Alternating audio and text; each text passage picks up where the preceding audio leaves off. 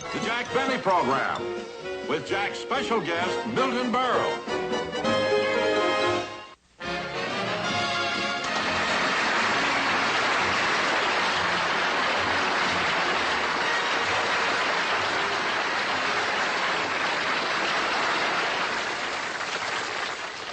Thank you very much, ladies and gentlemen, and welcome to the show.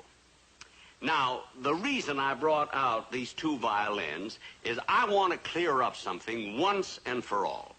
You know, I've received so many letters from people who do not believe that I actually own a Stradivarius.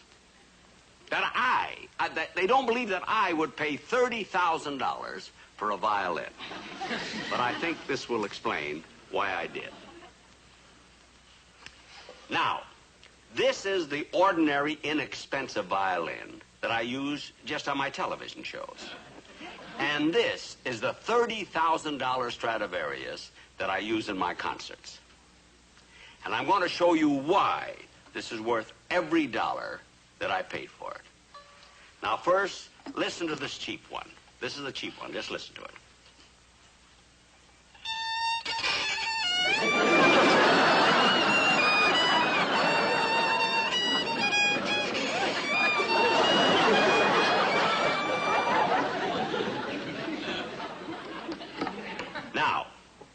Here is my Stradivarius, and I want you to listen to the difference.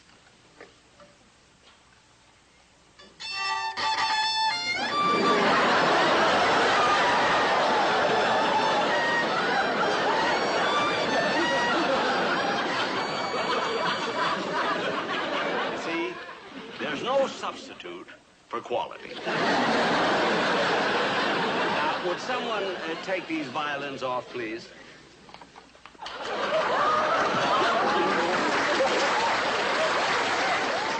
with it, folks. I'll be out later. Keep awake. There'll be no sleeping while he's on.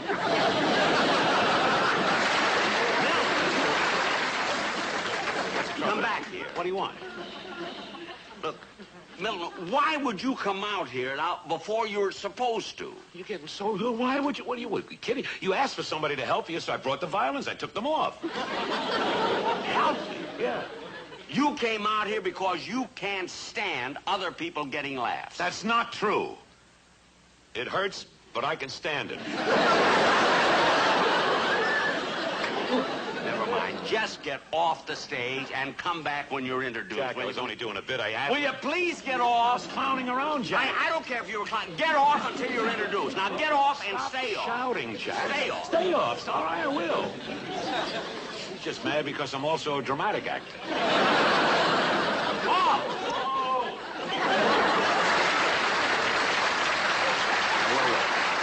Oh, yes. I want to explain to you how Stradivarius made such a superior violin. Now, a lot of people think it was in the varnish, you see, but that's not quite true. You see, the secret was that when the varnish was dry, he rubbed it with the oil of an anchovy that dripped off a hot pizza.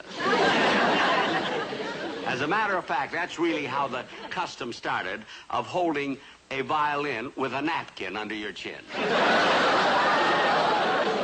Now, but getting on with the show, it gives me great pleasure, ladies and gentlemen, to introduce a fine comedian whom I'm very happy to have as my guest star, Mr. Milton Berle.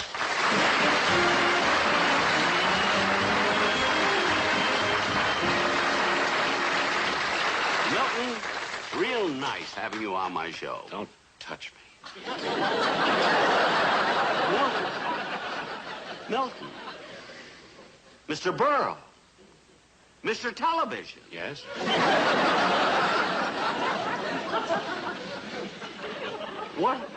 What are you so upset about? What am I upset? You got a smile on your face and you ask me what I'm upset about. Yes. You embarrassed me in front of millions of people. But I was only kidding. Kidding? Jack, I know when you're not kidding. You think just because I get laughs and because I'm a comedian and I come out and tell jokes and everything that I'm not sensitive? I'm sensitive.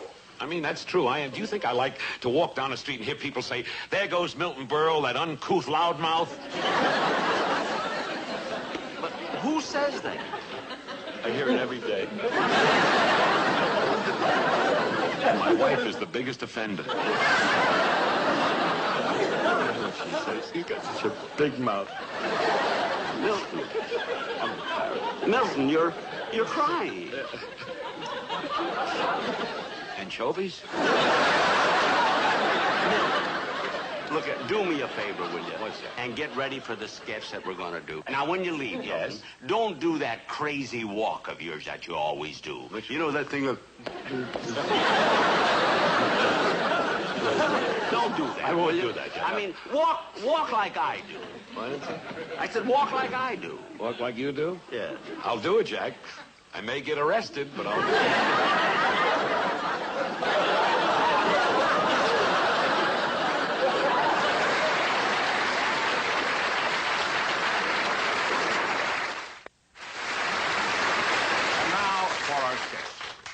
Ladies and gentlemen, with all the meanness, violence, and murder on television, people are asking, where are the stories about the decent people in the world? The people who have dedicated their lives to being kind and doing good.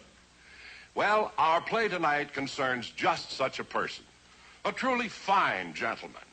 It's entitled, The Story of Jonathan Goodhart, or There Is No Such Thing as a Bad Boy.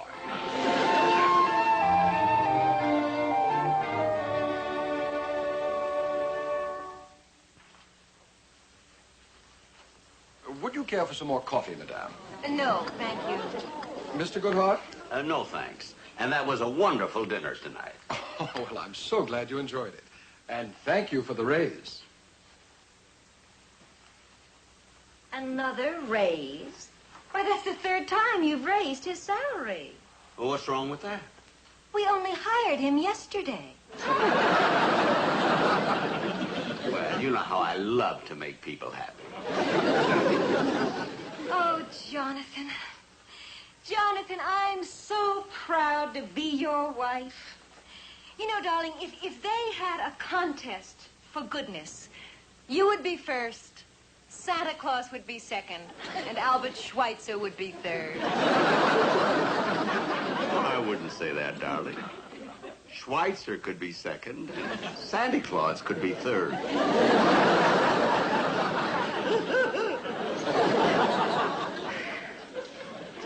We have been happy together, haven't we, Jonathan? Yes, we have, except for that one void in my life.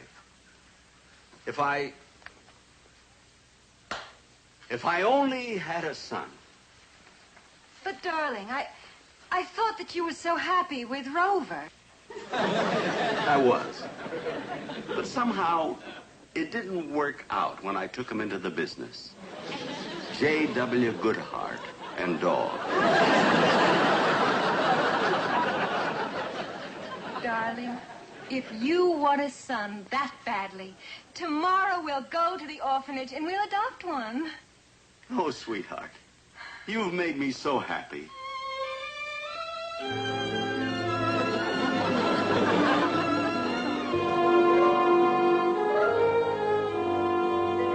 And now we'll bring in some boys so you can pick out a little angel for your very own. Children, will you come in, please?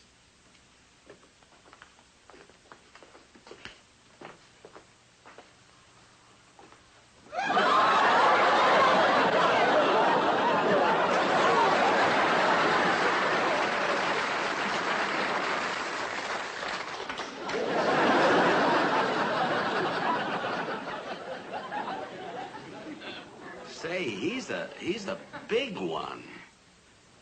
Why is a boy that size still here? He's been adopted 15 times, but they keep sending him back. He's a bad boy. There's no such thing as a bad boy. Oh, isn't this one cute? Yes, he is. And this one is nice, too. Yes.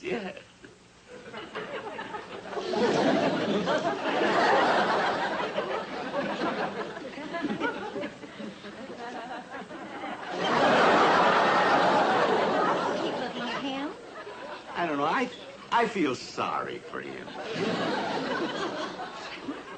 What's your name, little boy? My name's Joey. Oh, Joey, isn't he cute?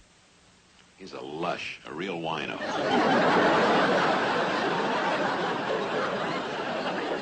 How about this one, Jonathan? Communist. Communist? Oh, darling. Darling, it's so hard to choose, isn't it? No, it isn't, sweetheart. I've made my decision. I want him. Really, I don't think he's for you. Really, as I told you, he's a very bad boy. Remember, there's no such thing as a bad boy. He's right. Only bad girls, and I've known quite a few. You know, you seem to be a fine lad. Thank you, sir. Thank you very much. What's your name? Marvin. Marvin the rat.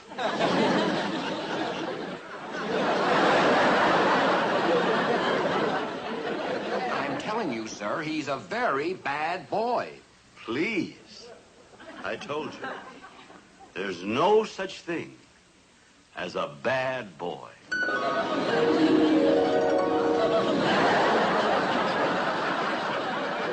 Well, come on, Rat. Your mommy and daddy will take you to your new home. Thank you, Daddy. Come, sweetheart, come on. Goodbye. Goodbye, boy. Goodbye. Goodbye, Mr. Silverman.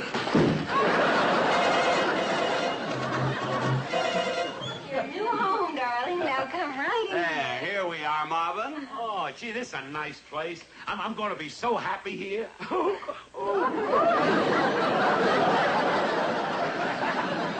Beautiful, Daddy and Mommy. Jonathan, call the governess. Oh, yes. Marvin, I have a surprise for you. Really? Oh, Miss Thompson.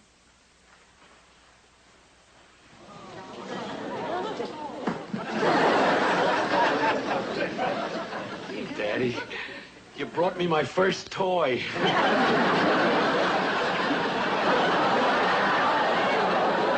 not a toy.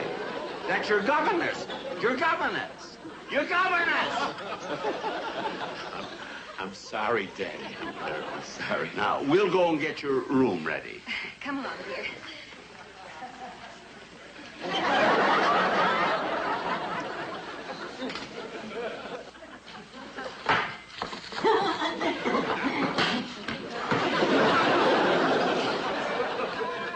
Oh, who are you? I'm the butler. The butler, huh? Well, just don't stand there. Go make me a martini. Yeah, I said make me a martini and put a cookie in it. I'm a child. What happened? Oh, that son of yours kicked me. Oh, sir, he's a very bad boy. Please. There's no such thing as a bad boy. You say so, sir. All right, 7:30. Time for you to go to bed. Go to bed, Daddy. Go to bed. No, she means you. Good night. Good night, Daddy. I got my bag. Good night. Wait, Marvin. Yes, Daddy. Aren't you going to kiss Mommy goodnight? Sure. You'll have to admit, our dog never did that. Good night.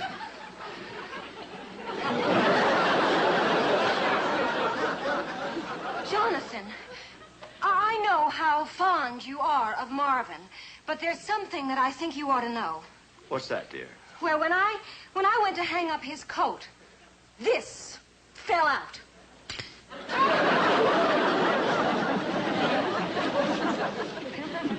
And that's not all.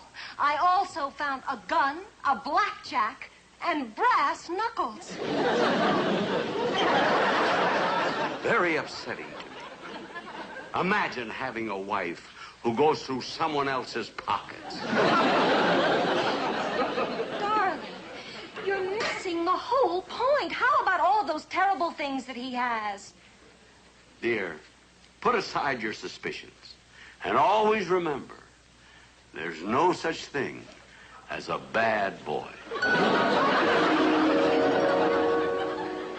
Now, let's go to bed. All right, darling. Oh, no, wait a minute. You better put my jewelry in the safe. Okay, darling. Here. This. The ring. Mm-hmm. And the earrings. There we are. Okay.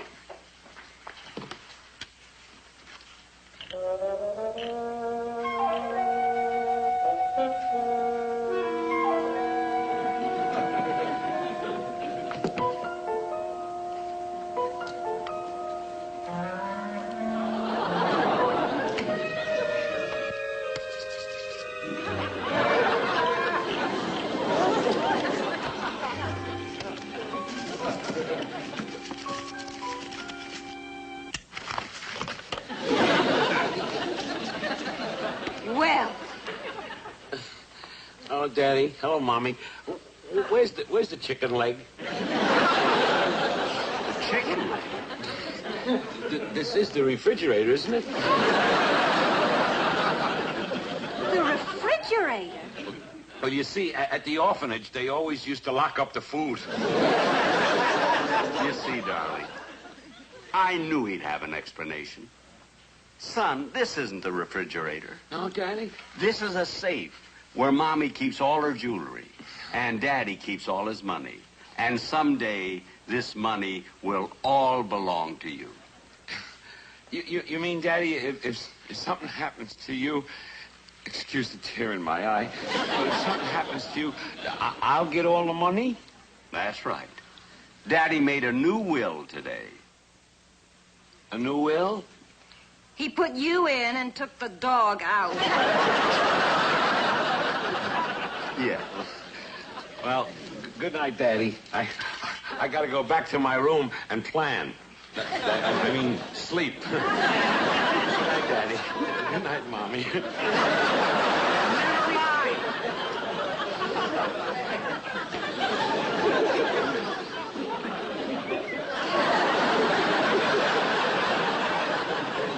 Aren't you ashamed of yourself?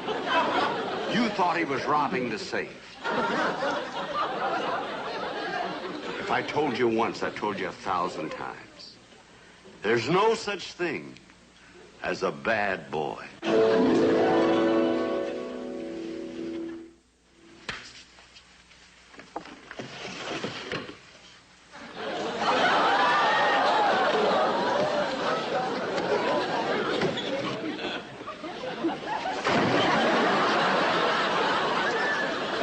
Bye, Daddy.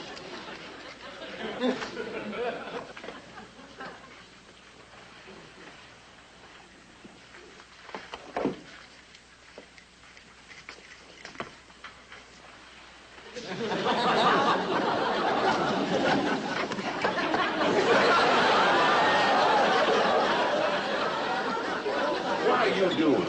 I have a tooth that, Daddy, it's loose, and I was going to shoot it out.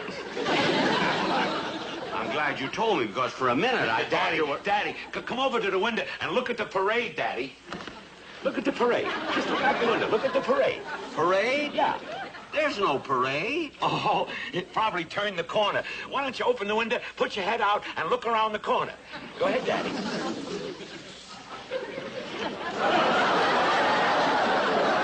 I told you there was no parade.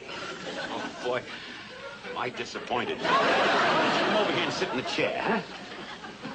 What, not that chair, Daddy. No, this chair. This is my chair where I always Yeah, sit. but, Daddy, this chair is more comfortable. Why don't you sit down right over here, Daddy, huh?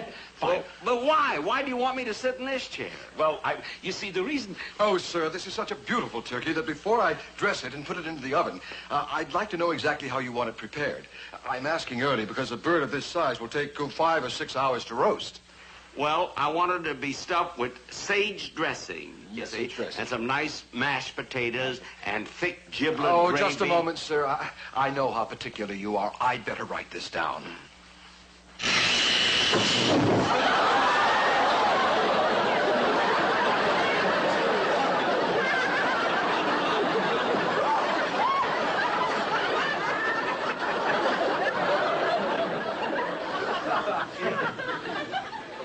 I almost sat on that chair.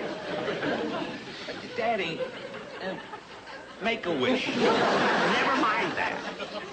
Marvin, ever since you came to this house, something funny has been going on. Now, what are you up to? Well, you see, Daddy... Sir, I can tell you, he's been trying to kill you. He tried to shoot you, he tried to cut your head off with a window, and with this chair, he tried to electrocute you. Marvin, one more thing like that, and you go back to the orphan.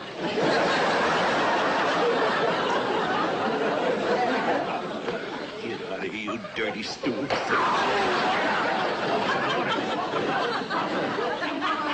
Marvin, darling.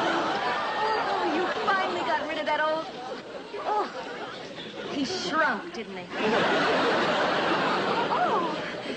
Oh, Jonathan.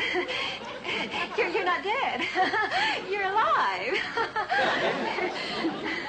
Yes, of course I'm still alive. Oh. Wait a minute. You two are in this together.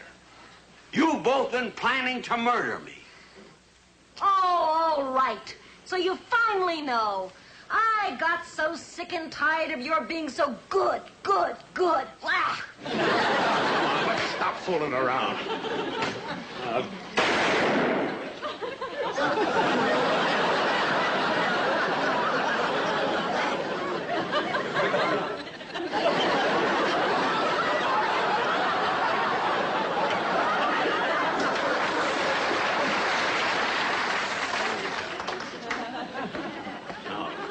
let's take a look in here. Let's see what's in the will.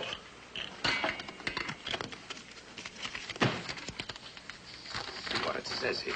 I leave all my money to my son Marvin, and I know he will share half of it with his mommy. My mommy, oh yeah?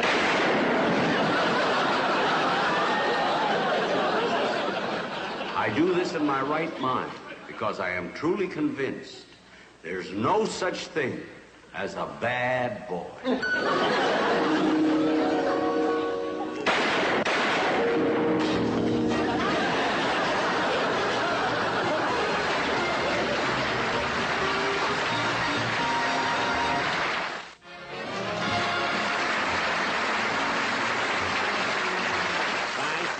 Thank you, ladies and gentlemen.